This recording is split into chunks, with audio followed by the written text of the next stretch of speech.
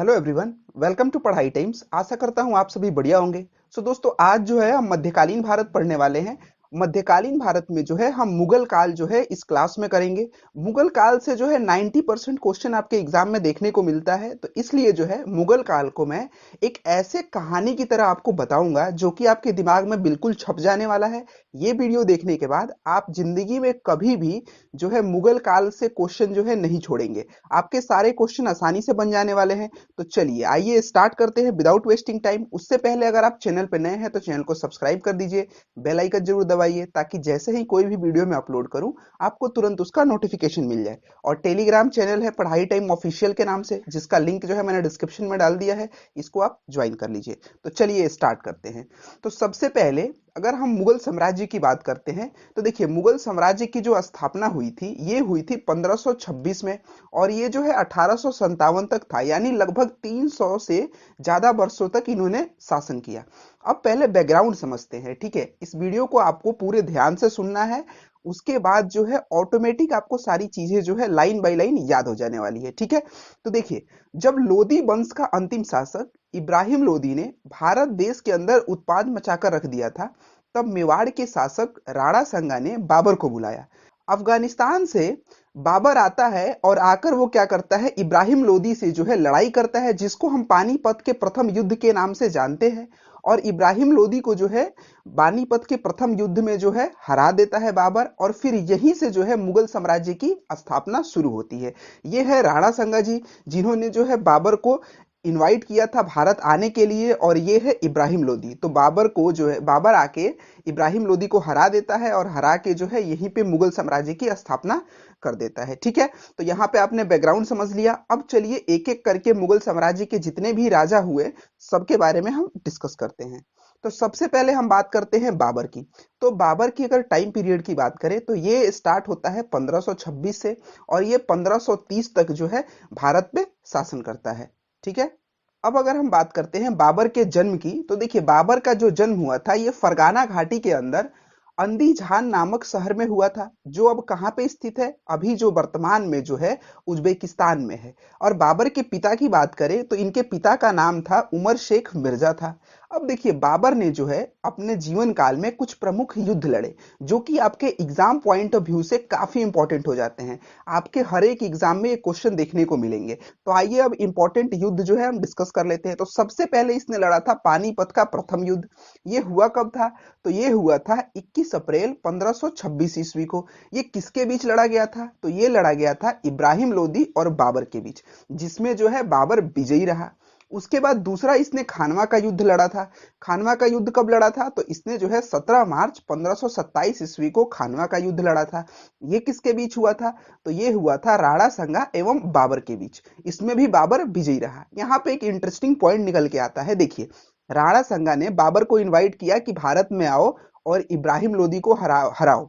तो ये आके इब्राहिम लोदी को हराया। तो राणा संगा ने सोचा था कि बाबर आएगा, इब्राहिम लोदी को हराएगा और फिर से वो अपने देश चला जाएगा, लेकिन ऐसा हुआ नहीं। क्यों? क्योंकि बाबर को जो है भारत की जलवायु, भारत का रहन सहन, भारत देश की खूबसूरती जो है पसंद आ गई। तो अब वो क्या किया, वो यहीं रह गया। तो अब राणा संगा को दिक्कत हुई, तो फिर राणा संगा से अगली युद्ध हो जाती है, ठीक है। और इसको याद करने की अभी ट्रिक भी बताने वाला हूं मैं, कैसे याद करेंगे। चलिए उसके बाद देखते हैं अगला जो युद्ध लड़ा, ये लड़ा चंदेरी का युद्ध। ये कब हुआ था? ये हुआ था 29 जनवरी 1528 ईस्वी को। किसके बीच हुआ था? तो मेदिनी राय और बाबर के बीच हुआ था। इसमें भी जो है बाबर विजयी रहा। उसके बाद अगले युद्ध की बात करते हैं, तो अगला जो है घाघरा का युद्ध था। जो कब लड़ा गया? ये लड़ा गया 6 मई 1529 ईस्वी को। ये किसके बीच हुआ था? अफगानों एवं बाबर के बीच हुआ था, जिसमें बाबर विजयी रहा, ठीक है। अब चलिए इसको याद करने की हम ट्रिक देख लेते हैं कि इसको याद कैसे करेंगे। तो इसको याद करने के लिए ट्रिक ये है, ऐसे आपको याद करना है, जैसे मैंने पान खाया, चबाया और घोटा, ठीक है। ऐसे आपको याद कर लेना है। मैंने पान खाया, चबाया, घोटा। पान से क्या हो जाएगा? पानीपत का युद्ध। खाया से क्या हो जाएगा? खानवा का युद्ध। चबाया से क्या हो जाएगा? चंदेरी का युद्ध। और घोटा से क्या हो जाएगा? घाघरा का युद्ध। और यही सिलसिलेवार ढंग से हो जाएगा। 1526, 27, 28, 29। 1526 में क्या हुआ? पानीपत का प्रथम युद्ध होता है। 27 में क्या होता है? 27 में खानवा का युद्ध, 28 में चंदेरी का युद्ध और 29 में घाघरा का युद्ध। तो आई होप ऐसे आपको याद भी हो जाएगा आसानी से, ठीक है। इस क्लास को पूरी ध्यान पूर्वक देखिएगा, बस अभी आपको कुछ लिखना नहीं है, बस आपको देखना है, आपके पूरे दिमाग में जो है ये कहानी की तरह छप जाने वाला है। चलिए बढ़ते हैं आगे। अब आगे बात करते हैं, जब खानवा के युद्ध हुई उसके बाद बाबर को जो है गाजी की उपाधि मिल गई थी, ठीक है। उसके बाद अगर हम बात करें, बाबर ने अपनी आत्मकथा बाबरनामा की रचना की। देखिए दो चीजें होती हैं, एक तो होता है ऑटोबायोग्राफी, एक होता है बायोग्राफी। बायोग्राफी क्या होता है, अगर किसी की आत्मकथा किसी और के द्वारा लिखी जाती है तो उसको हम बायोग्राफी कहते हैं, और अगर कोई व्यक्ति अपनी आत्मकथा स्वयं लिखता है तो उसको हम ऑटोबायोग्राफी करते हैं। तो ये जो आत्मकथा लिखी गई है स्वयं बाबर के द्वारा लिखी गई थी, तो बाबरनामा क्या है, ये ऑटोबायोग्राफी है बाबर की, ठीक है। अब बात करते हैं, बाबर के 4 पुत्र हुए, कौन कौन से हुए, हुमायूं, कामरान, अस्करी, हिंदाल, इसके 4 पुत्र थे। देखिए बाबर पे जो है हॉट स्टार पे एक वेब सीरीज भी निकली हुई है, अगर आपको समय मिले तो जाके जरूर देखिएगा, बहुत ही बेहतरीन तरीके से बाबर की जीवनी जो है एक्सप्लेन किया गया है उसमें, ठीक है। चलिए उसके बाद आगे बढ़ते हैं। करीब 48 वर्ष की आयु में 1530 में आगरा में बाबर की मृत्यु हो गई। पहले बाबर का जो शव था वो आगरा में दफनाया गया, ठीक है, आगरा में ही मृत्यु हुई, तो आगरा में जो है इनके शव को दफनाया गया। लेकिन बाबर की इच्छा थी कि मेरा जो शव है ये काबुल में दफनाया जाए, तो बाद में जो है वहां से निकालकर इनके शव को काबुल में दफनाया गया। ये आप देख सकते हैं, ये है बाबर का जो है टॉम है काबुल में, ठीक है। चलिए बढ़ते हैं आगे और देखते हैं आगे। अब आगे बात करते हैं हुमायूं की। तो देखिए बाबर के मरने के पश्चात जो राजगद्दी मिली और उसका जो उत्तराधिकारी हुआ ये हुआ हुमायूं। उनका 4 पुत्र थे, उनमें से जो है हुमायूं एक पुत्र था तो उसको मिला। इसकी अगर शासनकाल की बात करें तो इसका शासनकाल रहा 1530 से लेके 1556 ईस्वी तक, ठीक है। तो 1530 में पिता की मृत्यु के पश्चात 23 साल की उम्र में हुमायूं ने राजगद्दी संभाला, ठीक है। हुमायूं का जो विवाह होता है ये होता है हमीदा बानो बेगम से होता है, और ये आपके एग्जाम पॉइंट ऑफ व्यू से काफी इंपॉर्टेंट हो जाते हैं। हर एग्जाम में जो है कोई भी आप एग्जाम दें, रेलवे, एसएससी, स्टेट का एग्जाम दे, यूपीएससी का एग्जाम दे, तो अकबर से आपको क्वेश्चन देखने को जरूर मिलता है, ठीक है। अब बात करते हैं, इधर तो हुमायूं का जो है शासन चल रहा था, उसी शासन काल के दौरान जो है शेर शाह सूरी भी शासन कर रहे, तो इन्होंने क्या किया था, जीटी रोड का जो है निर्माण करवाया था, ठीक है। तो एग्जाम में ऐसे क्वेश्चन पूछता है कि जीटी रोड का निर्माण किसने करवाया था, तो ये किसने करवाया था, शेर शाह सूरी ने करवाया था। गाइज अगर आपको क्लास अच्छी लग रही हो तो वीडियो को लाइक जरूर करें, ज्यादा से ज्यादा इस वीडियो को शेयर करें, और कमेंट करके ये बताएं कि क्या इसी तरह से कहानी की तरीके से मैं आप लोग को मॉडर्न हिस्ट्री और एंसेंट हिस्ट्री भी करा दूं क्या। चलिए बढ़ते हैं आगे, कमेंट करके जरूर बताइएगा। अब बात करते हैं हुमायूं की आत्मकथा की। तो हुमायूं की जो आत्मकथा है इसका नाम है हुमायूंनामा। इसकी रचना किसने की थी, तो इसकी रचना जो है गुलबदन बेगम ने की थी, ठीक है। उसके बाद बात करते हैं, तो 1556 में शेर मंडल पुस्तकालय की सीढ़ियों से गिरकर जो है हुमायूं की मृत्यु हो जाती है, ये आप देख सकते हैं, ये है शेर मंडल पुस्तकालय, ठीक है। चलिए उसके बाद आगे बढ़ते हैं, अब अकबर की बात करते हैं। तो अकबर का जो जन्म है ये 1542 में अमरकोट पाकिस्तान में हुआ था। इसका शासनकाल क्या था, 1556 से लेके 1605 ईस्वी तक इसके शासनकाल का पीरियड था। अकबर ने कम उम्र में ही पानीपत का द्वितीय युद्ध जो कि 1556 में हुआ था, सिकंदर सूरी के सेनापति हेमू को युद्ध में पराजित किया। आप लोग को यहाँ पे एक पॉइंट कमेंट करके बताना है कि अकबर की तरफ से किसने युद्ध लड़ा था, ठीक है। इनका सेनापति था जिसने युद्ध लड़ा था, अकबर उस टाइम पे काफी छोटा था, तो इनके तरफ से जो है इनका सेनापति युद्ध लड़ा था, तो उसका नाम आपको कमेंट करके बताना है, ठीक है। अब देखिए अकबर का जो शासनकाल था इसको हिंदी साहित्य का स्वर्ण काल कहा जाता है, क्योंकि हिंदी साहित्य का काफी विकास इस टाइम पे हुआ था, ठीक है। और अकबर ने 1582 ईस्वी में दीन इलाही धर्म की स्थापना की, और दीन इलाही धर्म जो है एक ही व्यक्ति ने अपनाया था जिसका नाम क्या था, बीरबल था। केवल बीरबल ने जो है इस धर्म को अपनाया था, ठीक है। अब आइए अकबर के 9 रत्न के बारे में चर्चा करते हैं, जो कि काफी इंपॉर्टेंट हो जाता है आपके पॉइंट ऑफ व्यू से। 9 रत्न से आपको क्वेश्चन देखने को जरूर मिलेंगे, तो इसको याद करने के लिए एक ट्रिक भी है। ट्रिक क्या है, बात बात पे एमडीएच, एमडीएच मसाला का आपने नाम सुना होगा, तो ऐसे उसको रिलेट कर सकते हैं कि बात बात पे एमडीएच। और 9 रत्न कौन कौन थे, तो बीरबल, अबुल फजल, तानसेन, भगवान दास, अबुल रहीम खाने खान, टोडरमल, मान सिंह, मुल्ला दो प्याजा, हकीम हकाम। तो ये जो है 9 रत्न थे बीरबल अकबर के। और इनके बारे में अक्सर एग्जाम में क्वेश्चन पूछता है, तो इसको आपको अच्छे से याद कर लेना है। ठीक है, अब आगे बढ़ते हैं। तो अकबर के कुछ इंपॉर्टेंट कार्य जो हैं, जो कि हमारे एग्जाम पॉइंट ऑफ व्यू से इंपॉर्टेंट है, उसको देखते हैं। तो सबसे पहले बात करें तो इन्होंने दास प्रथा का अंत किया। अकबर ने जो है दास प्रथा का अंत किया। उसके बाद तीर्थ यात्रा कर की समाप्ति की। उसके बाद बात करें तो जजिया कर की समाप्ति की। देखिए, अकबर जब राजा बने तो इनको पता चला कि उस टाइम पे जो हिंदू लोग होते थे, उनको अपने भगवान से मिलने के लिए, यात्रा पे जाने के लिए, पूजा भक्ति करने के लिए उनको एक टैक्स देना पड़ता था। तो जब इनको इसके बारे में पता चलता है, तो ये कहते हैं कि अपने अल्लाह से या भगवान से, ऊपर वाले से दुआ करने के लिए क्यों टैक्स देना है। तो इस चीज को उन्होंने गलत ठहराया और इसको जो है वो समाप्त कर देते हैं। ठीक है, उसके बाद आगे बढ़ते हैं। तो इन्होंने दीले इलाही धर्म की स्थापना किया, जिसको केवल बीरबल ने अपनाया था। उसके बाद बात करें तो इलाही शवंत की भी इन्होंने शुरुआत की। और अकबर ने जो है गुजरात पे विजय किया, और विजय करने के उपरांत जो है इन्होंने बुलंद दरवाजा का निर्माण करवाया था। ठीक है, और अबुल फजल ने अकबर की जीवनी जो है अकबरनामा की रचना की थी। अकबर, आप लोग को पता होना चाहिए कि अकबर पढ़ा लिखा नहीं था, ये बिल्कुल अनपढ़ था। ठीक है, इसका कारण ये था कि अकबर काफी कम उम्र में जो है राजगद्दी पे बैठ गया, तो इसको समय बिल्कुल नहीं मिला था पढ़ाई लिखाई करने के लिए। तो ये अनपढ़ था, तो इसकी जो है जीवनी का जो है रचना किया था, किसने किया था? अबुल फजल ने किया था। ठीक है, और अकबर की मृत्यु 1605 में हो जाती है। ये आगरा के निकट जो है सिकंदरा में इसको दफनाया गया है। ठीक है, तो यहाँ पे हमने अकबर की बात कर ली।